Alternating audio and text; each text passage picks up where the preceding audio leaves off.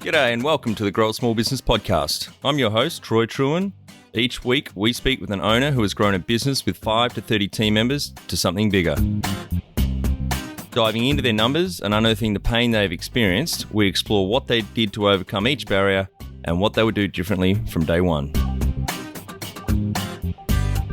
Let's get into it. Welcome everyone. Today I'm interviewing Rachael Downie, who's a business success mentor based in Hobart, Australia, which is also where I reside. And today we're going to be discussing the closing the knowing doing gap, which is a really intriguing topic, and I'm sure you'll get a lot out of it. So thanks for your time, Rach. Pleasure. Thanks, Mike, for inviting me. So to kick things off, just tell our audience how we know each other. Well, I think we met each other at a presentation with the NAB Bank about 4 years ago, where I'd met a client of yours who was in the building industry, and he asked me to come along and speak about this specifically in regards to mindset and business, and said he'd been working with you for a while, and a lot of the stuff that I was sharing resonated, and he wanted to share that with the group that you had together. Yes, it's hard to believe that long ago now, and we've certainly done a fair bit together with mutual clients and organisations since. So it's been so far so good, eh? No, and it's been a really interesting piece, particularly because we have worked together on quite a bit of things, because it's a lot of with the business strategy piece that you do, and that, you know, you can have clients that have great business plans and risk management strategies and all of that, but they're not implementing it. And when I come in and talk about the mindset piece, we have the understanding as to why they're not implementing it. And so that's where the shifts really occur for people in their businesses.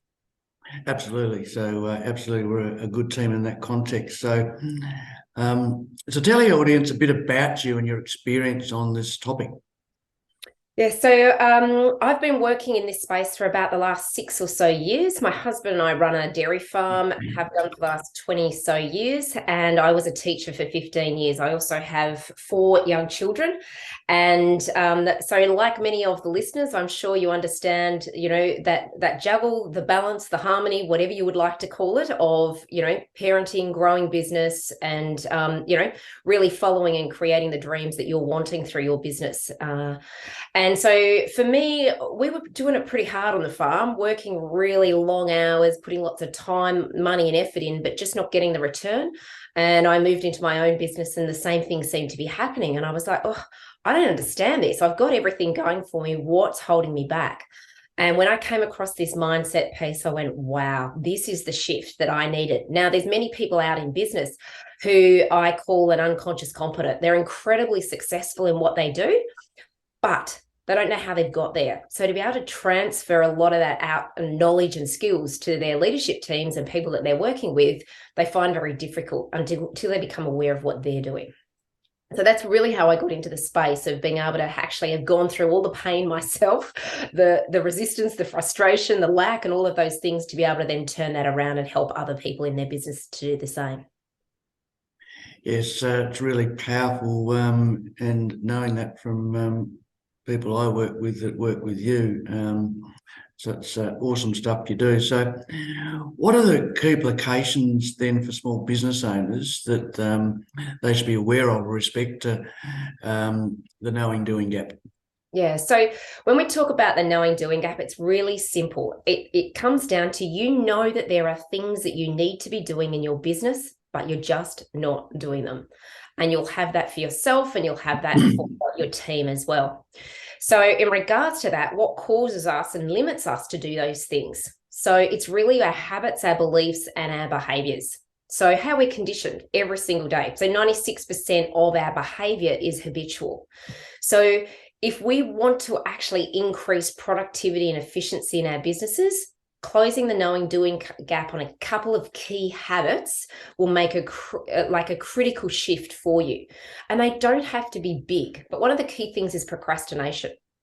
I haven't actually found any human being yet who doesn't procrastinate, right? So if you could imagine yourself actually shifting procrastination for yourself in one area, and then you got your team doing exactly the same thing and focused on that habit, then you would close the knowing doing gap and create a huge amount of shifts for everybody. So I kind of like an example to a hot air balloon. If you can imagine that, you're all sort of going out as a staff, you've got sandbags. These are your limitations in your business, right? Sandbags that are all sort of hanging across. What happens is if each of you takes one sandbag off where you've been working on, improving your productivity, you release that as procrastination habits for yourself, what's going to happen to that balloon? It's going to rise, right? Now that could be profit, that could be more time, that could be greater outcomes, whatever that represents to you. But it's looking at, shifting things of how you work with time. How can you be more effective? What are the things that you do when you procrastinate? What avoidance? Like one of the key things, I think I worked with a real estate business. They came up with the gap that they knew that they needed to be making phone calls after open homes, but they weren't doing it. Now, I'm sure anybody listening goes, but isn't that a no-brainer? Isn't that something that you would do as a real estate agent? Absolutely. But there was resistance to them not doing it. So then it's unpacking what's the mindset behind them not taking that action. Sometimes it can be as simple as, I don't want somebody to say no to me on the phone, the fear of rejection, or I don't want to bother somebody, right? And if that's how you've been conditioned in your mindset, that's impacting what you are doing in your actions. So it's having that understanding. So I truly believe with this closing the knowing doing gap, that 95% of it's mindset, 5% of it's strategy. When you can shift this for yourself, you can move on to the next gap and the next gap and start to make real changes for yourself in your business and your outcomes. So in that context, sort of what is, in your opinion, holding back small business owners seeking advice and assistance? Because I think this is quite common. So what's your thoughts on that? Well, we could use, Mike, one of the things we've talked about previously on closing a knowing gap is actually your ability to ask for help. Because we can get caught up in the cycle in our businesses of working in the business, in the day-to-day stuff, rather than working on the business. Now, I'll give you an example. If you're the business owner and you are coming from the place of coming up with the ideas and being creative, that to me is like $1,000 an hour. Nobody else can do that for you. You've got to spend the time doing that. But if you are spending the time doing the day-to-day stuff, working in it, so I'll give you an example. On the farm, for example, my husband, would go and do the $25, $30 an hour jobs of fencing. I said, no. You need to be in the space of the $1,000 hour jobs, doing the project managing, strategizing, working out where we're wanting to go in the next steps. He said, but I like fencing. And I said, I know you like fencing. So go and do a little bit, but don't get caught up in the day-to-day all the time. And working with a lot of building construction, same thing. If you love what you're doing with the, being on the tools, yes, work out a way that you can do that, but don't get caught up in that 95% of the time in your day-to-day and then doing your strategizing 11 o'clock at night where you're just working, 17-hour days. This is about working smarter, not harder. But if you've been conditioned with a mindset that you've got to work really hard, that there's never enough time, that's where the limitations come from mindset, because you will just keep working. So, let me just go on with asking for help. It's also giving yourself permission to ask for help. So many people have been conditioned in their mindset, I have to do it all on my own. I'll be right. No, thanks. And what I've found is that these people are incredible givers. They're really, very generous with their time to other people, but they won't actually accept help from others or reach out to seek help from advisors. I actually count on our hands in our dairy farming business. I think we've got over 10 advisors, people from finance and accounting through to helping us with pasture growth, to somebody else coming in from, say, mindset, other bits and pieces that we have and we value. But did we do that right at the beginning? Absolutely not, because we thought we had to do it all on our own. Want to become the best manager you can be? Check out our Kick-Ass Manager course at growasmallbusiness.com. Do the course and add your fellow managers for no extra cost. Join the 30%. 70% of people quit their job because of their manager. Yes, I certainly experienced that with my business coaching hat on. Getting business owners to engage can be challenging, but once they've done it, they look back and go, why didn't I do that earlier? So like you say, just breaking through that mindset, and the Whitby acronym that you use, which is working on the business as opposed to in it, is very relevant. And it's the excuse a lot of small business owners give is that I don't have time, which comes back to your point. So a lot of it's mindset. Is there one little tip you can sort of provide about sort of trying to create time to work on the business? Yeah, look, that's a really, really great question, Mike. We all have 24 hours in the day. We don't manage time, we manage our activities. So it's about how can you be more effective? Now, you will have resistance because you're used to working, round the clock and without time. But if it's not in the calendar, if it's not scheduled in, you won't do it. So I'm working with a couple of new clients at the present moment, who again, builders who would really like to take a holiday. I said, well, is it in the calendar? No, haven't got enough time. We've got to schedule it in. Schedule in time to, have regular meetings. But what will happen is you'll notice that you'll override them. If you are not used to doing this is about you closing a gap for yourself, the knowing doing gap. I did exactly the same. I would put stuff in my calendar to do my book work. It'd come up and I would ignore it and I'd go and do something else, right? That's sabotage. Whereas I had to look at what was in the calendar and go, this I will do because it's going to benefit you. But you've got to give yourself permission to go there and override the thinking. So it actually all comes down to thinking. It's not just behavior. So one of the key things I'll do when I work with people is generally give them, I'm calm and relaxed and have all the time I need. Instead of, I'm busy. Everybody introduces themselves these days. Hey, how you going? Oh, I'm so busy. How are you? Oh, so busy. And we're literally justifying, but we're also telling ourselves to be in the energy of being. So I have a client in Manly in Sydney, and they were saying that this was the most effective thing they've used in over 20 years in regards to their time, how they felt, how it impacted their life personally and professionally. And it just became something that they've said over and over. It's something I did as well. I'd moved from being a massive multitasker, not having enough time, running around like a blue-ass fly, to now being very calm and very relaxed. And when you're calm and relaxed, that's when lots of ideas will start to flow. And that's how you started your business at the very beginning, was with a spark of desire and coming from a place of these ideas flowing in. You were excited. And many, I find, businesses I work with need to fall back in love with what it was why they started things in the beginning, because they've just got caught up now in a bit of a rat race, that hamster wheel going round and round. Yeah, they can lose sight of why they got into business and the purpose, can't they? And I think same goes in some ways to their health and well-being, and so scheduling activities around that and sticking to it as well. That if you've got good health and well-being, it actually helps support the business and your people. Yeah, and it's a really big piece that I work with, because I don't call it, work or business. I call it this is the life you're living, and who you are as a person shows up as that professional, as that small business owner.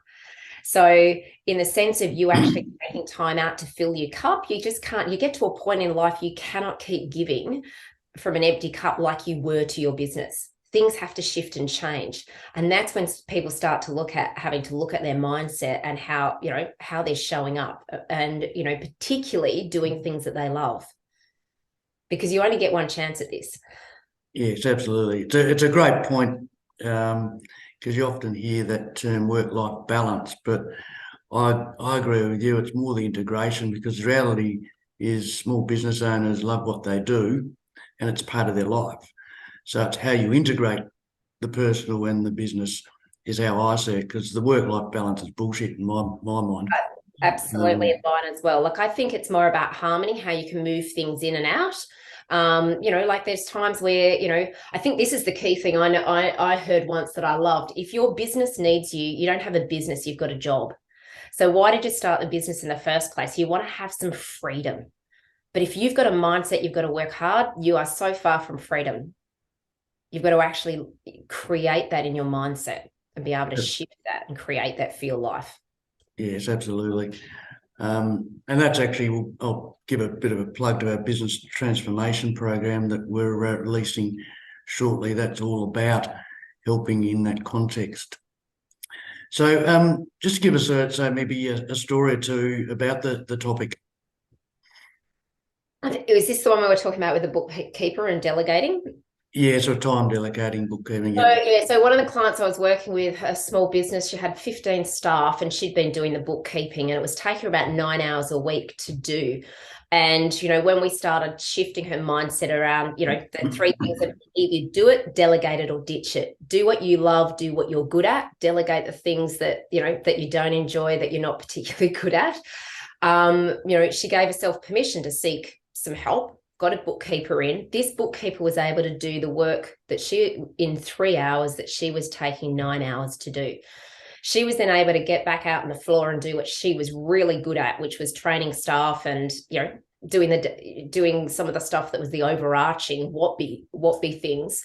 And in the end, what had actually saved their business was it was on average around $30,000 for the year, by actually getting somebody to come in to do the bookwork, release that, because she was suddenly had 9 hours that she could use in a very effective way. And she didn't have to think about doing the bookwork. So it was just a matter of her giving herself permission to do that, ask for somebody to come into the business to help, and then to release and let that go. But to just say to her, hey, go and get somebody and get on the phone, it was working with the mindset piece around why she hadn't done that already, why she wasn't willing to let that go. Yeah, because I think in small business, you think of the cost as opposed to the benefit and the outcomes, and a lot of it, like in that instance, is the opportunity cost. And again, I'm really particular with the use of words that I use, because every thought we have, if we speak our words, it's our spoken thoughts, really. So I will never use the word in spending. It's an investment. This is an investment cost in your business and in your life. So if there's 9 hours of life, you then get to choose to do what you want to do, either more effectively or in your business, or taking a break, whatever that could be for you.